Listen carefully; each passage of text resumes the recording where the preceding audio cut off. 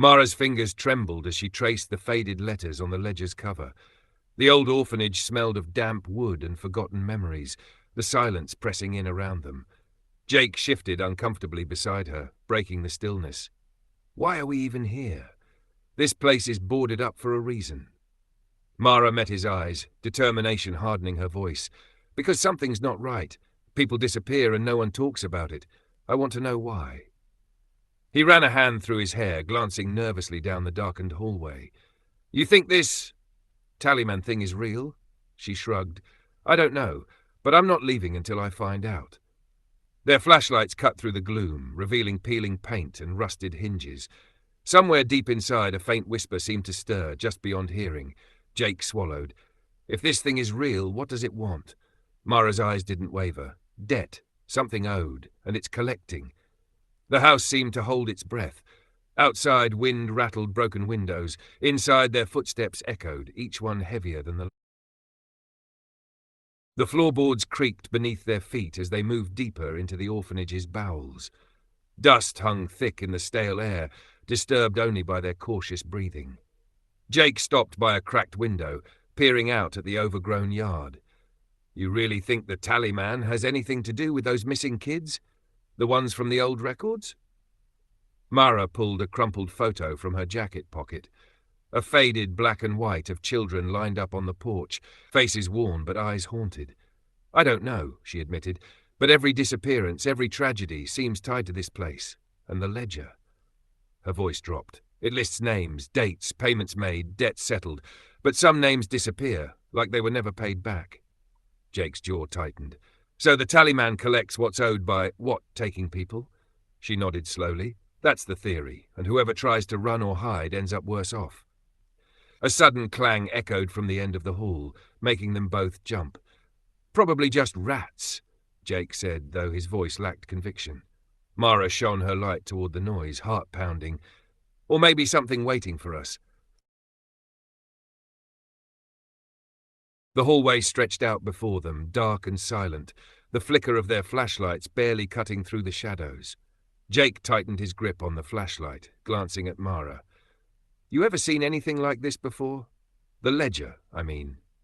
Mara shook her head. No, but I've heard stories, old caretakers whispering about the Tallyman.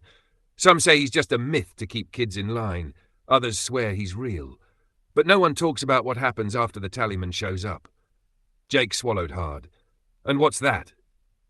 People vanish. Families break apart, and the ones left behind, they never stop looking over their shoulder. They stepped cautiously toward a heavy wooden door at the corridor's end, its paint peeling and warped. Mara pushed it open slowly, revealing a small room filled with rusted toys and broken furniture. Look at this place, Jake muttered, like the life just drained out. Mara's gaze fell to the floor, where a single page lay crumpled and stained.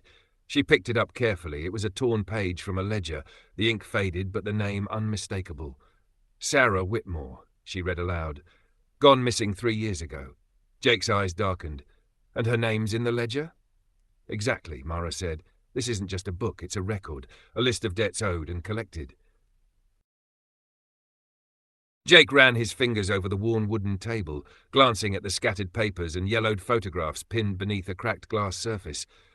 So, the Tallyman keeps track of people, what they owe, or maybe what he's taken from them. Mara nodded slowly. That's what I'm thinking. But it's more than just money or favours. It's like a ledger of souls, of debts not paid. A sudden creak echoed from the hallway, making both of them jump. Jake raised his flashlight toward the door, its beam slicing through the gloom. Someone else is here, he whispered. Mara's eyes narrowed. Or something. They moved toward the door cautiously, the weight of the silence pressing in. Just beyond the threshold, faint whispers flickered, like voices caught in the walls themselves. Do you hear that? Mara asked. Jake nodded. Yeah, it's like someone calling. Stay close, Mara warned. The Tallyman's voice is said to mimic those you trust, to lure you in. Jake swallowed, the hairs on the back of his neck rising. Well, I sure hope it's not my mom. A hollow laugh echoed softly, almost mocking, and they both froze. The house seemed to hold its breath, waiting. The whispers grew louder, twisting around them like a chilling breeze. Jake tightened his grip on the flashlight, shining it down the dim hallway. The walls seemed to pulse, shadows dancing just beyond the light's reach. "Did you say the Tallyman mimics voices, like people we know?" Jake asked, voice tense. "Exactly," Mara replied. "It uses those voices to get close, to make you trust it before it collects what it's owed." A sudden soft knock came from the far end of the hall, slow and deliberate. Jake glanced at Mara, heart pounding. "Should we check it out?" She hesitated. "We don't have a choice. If we're going to understand this, we have to face it." They stepped forward together, feet echoing on the creaky wooden floor. At the end of the hallway, the door was slightly ajar, a faint glow seeping through the crack. Jake pushed it open. Inside was an old classroom, desks scattered and coated in dust. At the center stood a tall figure, face obscured beneath a shadowed hood. The room was eerily silent, except for the steady ticking of a large clock on the wall. "You've come to settle your debts," the figure's voice whispered, sounding unnervingly like Mara's mother. Mara froze, eyes wide. That's not her." Jake swallowed hard. "Who are you?" The figure's head tilted slowly. "I am the balance, the Tallyman." Jake instinctively stepped in front of Mara, but the figure didn't move. It stood unnaturally still, long arms draped at its sides as if waiting. "Why us?" Jake demanded. "We didn't do anything." The Tallyman's voice, now echoing with strange distortion, answered, "It is not about doing. It is about owing. Your ledger began long before you arrived." Mara's voice was hoarse. "Ledger? What ledger?" A brittle, leather-bound book appeared in the Tallyman's hand, pages yellowed and curling at the edges. It flipped open without touch, stopping midway. It raised the book toward them, revealing names written in neat, faded ink. Jake leaned forward. That's my name!" "And mine," Mara whispered, stunned. The Tallyman continued, "You inherited the debt, from blood, from choices unmade, from chances stolen." "This is insane," Jake muttered, backing away. But Mara stood her ground. "So what happens if we don't pay?" The figure was silent for a long moment. Then it said, "Then the debt passes forward and forward until something is claimed in return." Jake's voice cracked. "Claimed like taken?" The Tallyman turned the page. "Reckoning comes when the account is full." Suddenly, the room groaned, walls shifting, the ceiling seeming to bow. Dust cascaded down from the rafters. "We need to go," Jake hissed, tugging Mara's arm. She nodded slowly, but her eyes stayed locked on the ledger. As they turned to flee, the Tallyman whispered after them, "Running delays nothing. It only adds interest." They burst out of the records room into the dark hallway, hearts pounding like war drums. Jake slammed the door behind them and fumbled with the old deadbolt, jamming it in place. Mara pressed her back against the wall, chest heaving. "That wasn't a hallucination. We both saw him, heard him." Jake nodded, wiping sweat from his brow. "And that book, our names. This has something to do with the school, with our families." They stood there for a long moment, listening. The hallway was still again, only the low hum of the emergency lights buzzing above. "Back to the library?" Mara asked, uncertain. Jake shook his head. "No, we need to find out how far this goes. There's got to be more records, more names, something." They crept down the corridor toward the east wing, where the old faculty offices were sealed off. As they passed the glass trophy cases, Mara stopped suddenly. "Jake, look." Inside the dusty case, among faded plaques and tarnished trophies, was a photo, a class picture. The year read 1987. Jake leaned closer. "That's my dad." Mara's face tightened, and mine, second row. But in the far corner of the picture, barely visible behind the students, was a figure, blurred, tall, dressed in black. "That's him," Mara said, voice tight. "The Tallyman." The glass suddenly cracked with a loud snap, a long fracture racing across the surface. Jake stepped back. "We need to get out of here." But Mara's eyes were fixed on the photo, her voice barely audible. He was here, even back then. They broke into the faculty wing through a side maintenance door. Jake remembered from when his dad still worked at the school. It took a shoulder to get it open, but once inside, the air turned colder. Still, but charged, like a vacuum had sucked the life out of the place years ago and never let it back in. "Did your dad ever mention this wing?" Mara asked, running her hand along the peeling paint of the walls. "Only that it was off limits. Said the floors were unstable." Jake replied, I thought he was just keeping kids from screwing around. They passed darkened doorways, some rooms still filled with dusty desks and piles of old report cards. At the end of the hall, one door was marked Administrator's Archive Restricted. Jake tried the knob. Locked. Mara pulled a bobby pin from her hair and knelt down. He stared. "Since when can you pick locks?" "My grandpa was a locksmith. You pick up things." With a twist and a soft click, the door opened. Inside, the room smelled like mold and forgotten paper. Floor-to-ceiling filing cabinets stood along the walls, and a battered metal desk sat beneath a cracked window. They stepped in, careful not to stir too much dust. "Start looking for anything with our last names," Jake said. Mara nodded and went to the cabinets while Jake checked the desk drawers. Inside one, he found a small black ledger with no title, just a single tally mark carved into the leather cover. He opened it slowly. Names, dates, crossed out in red ink, some with side notes like claimed, transferred, or resolved. He flipped ahead, then froze. "Mara," he said quietly, "he's still adding names." She looked up. "What do you mean?" Jake held out the book. "The last entry was yesterday," he pointed. "Mara Bennett, pending." Mara stared at the entry like it might vanish if she blinked hard enough. What the hell does pending mean? Jake's mouth was dry. "I don't know, but it's not crossed out like the others. That can't be good." She took the book, flipping backward through the entries.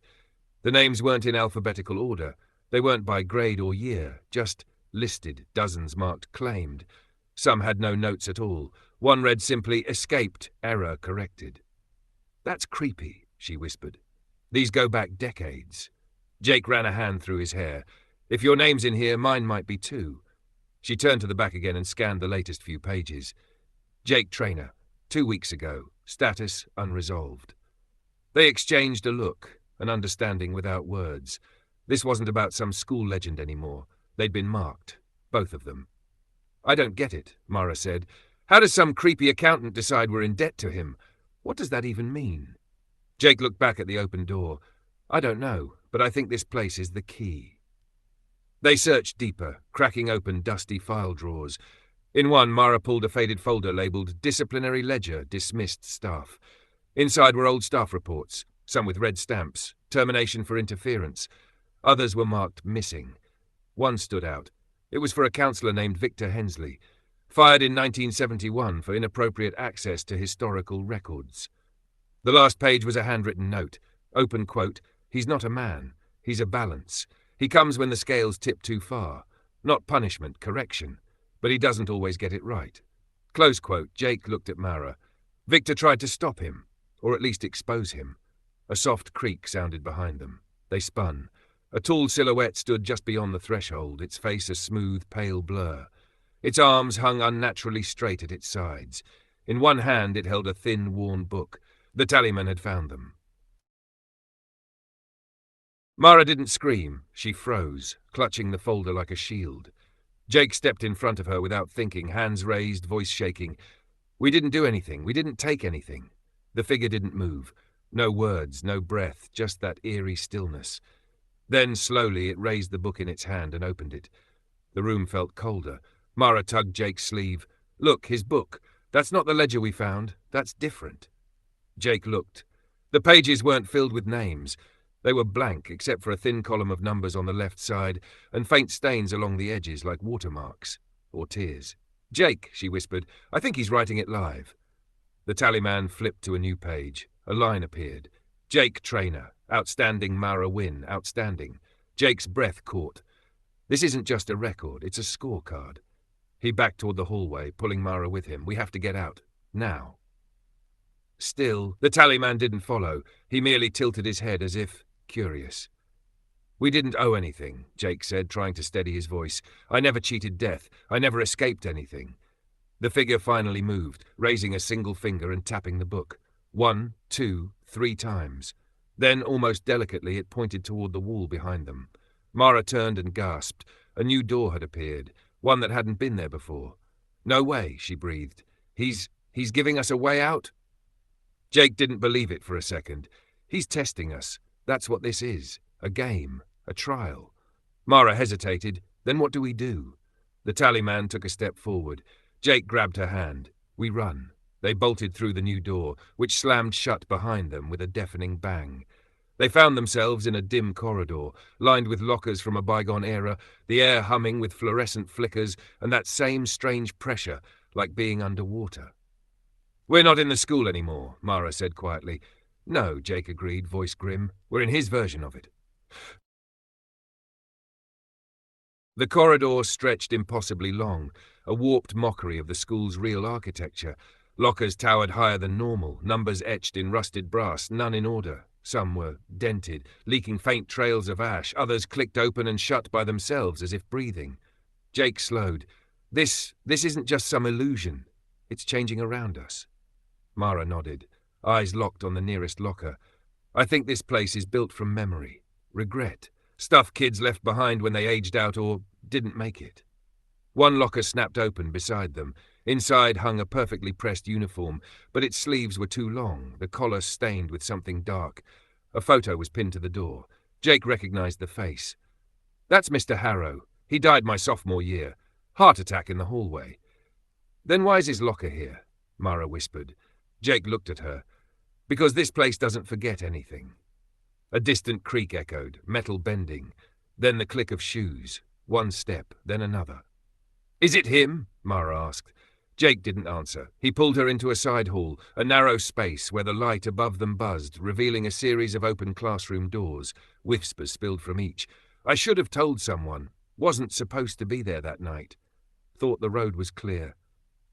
They weren't alone. Mara pressed her hands to her ears. "These aren't just echoes, these are confessions."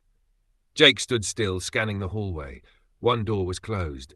Room 112. All the others were ajar, shadows writhing past their thresholds. "We go there," he said, pointing. "That one's different." "Why?" she asked. He shook his head. "Because the Tallyman hasn't touched it yet." They moved fast past the whispering classrooms. As they reached room 112, the lights behind them began to go out, one by one, like falling dominoes. Jake flung the door open and shoved Mara inside, slamming it behind them just as the darkness reached their feet. Inside was silence, heavy, oppressive. But then a girl's voice spoke softly from a corner. "You're not supposed to be here either."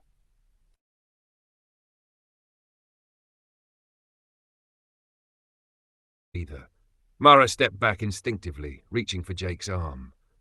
In the far corner, a small figure sat cross-legged on the floor, her face pale and half-lit by the flickering emergency light above. She looked no older than 10, wearing a tattered school uniform from a different era, pleated skirt, knee socks, black shoes polished to a shine. Her eyes didn't blink. "I waited," she said. "You're late." Jake crouched slightly, voice calm. "What's your name?" The girl tilted her head. "Names are for the living. You're here for the debt." Mara whispered, "Jake, what does she mean?"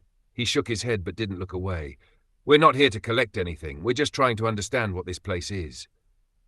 She gave a thin smile. "Understanding costs extra. You're already on the page. Both of you. That's why you made it to this room." "The page?"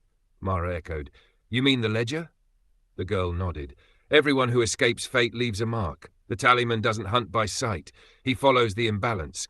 The universe is off-kilter when someone survives what they shouldn't." Jake took a step closer. "How do we fix it?" "You don't. That's why he comes." "Then what's this room?" Mara asked. "Why was it untouched?" The girl looked down at her lap. She held something. Jake recognized it now. A thin leather book, the spine cracked, pages yellowed. Not the ledger, a journal. "This room remembers the truth," she said softly. "It's where I wrote it all down before he came for me. The ledger keeps debts. This keeps regrets." She held the journal out. Jake hesitated. "Will he know if I touch it?" "He already knows you're here." He took the journal. The second his fingers closed around the cover, the door behind them rattled. Once. Twice. Then a voice, deep, toneless, murmured through the crack in the door. "Adjustment required." The girl vanished. The journal grew warm in Jake's hands, and Mara whispered, "We have to run." They bolted from room 112, the journal clutched tight in Jake's hand. The hallway had changed again, no longer lined with lockers or whispering classrooms. Now it resembled an office wing. Wood-panelled walls, rows of closed doors, fluorescent lights stuttering overhead. Each door bore a number. No names, just numbers. and each seemed to hum, like something was waiting behind it. "This isn't the school anymore," Mara gasped, glancing over her shoulder. "This feels older." Jake scanned the doors as they ran. "We've slipped deeper. He's pulling us toward wherever that ledger's kept." As if on cue, a sound echoed behind them, a slow, steady tapping, like a metal-tipped cane striking concrete in rhythmic intervals. Tap. Pause. Tap. Mara grabbed Jake's arm, dragging him into the nearest open door. They slammed it shut behind them, breathing heavily. It was a small office, dusty, untouched for years. A single desk sat beneath a wall of filing cabinets. On the desk, an ancient rotary phone, off the hook, receiver dangling. Beside it, an old-fashioned adding machine, still running. Its paper roll printed slowly, one character at a time, 2.0. Mara frowned. "What's that mean?" Jake looked down at the journal, then back at the machine. "Debts. I think he's logging us." There was a shuffle behind them. The filing cabinet opened by itself, drawers sliding out with unnatural grace. Files spilled onto the floor, papers fluttering like leaves. On the topmost sheet, Mara Vincent. "Account in error." "What the hell?" she whispered. "Why am I in a file?" Jake flipped open the journal. The handwriting was cramped, desperate, entries from a girl who had seen too much. Each page described things no child should witness. Friends disappearing in their sleep, a teacher who walked into the woods and never returned, a substitute who bled ink. Mara scanned the papers.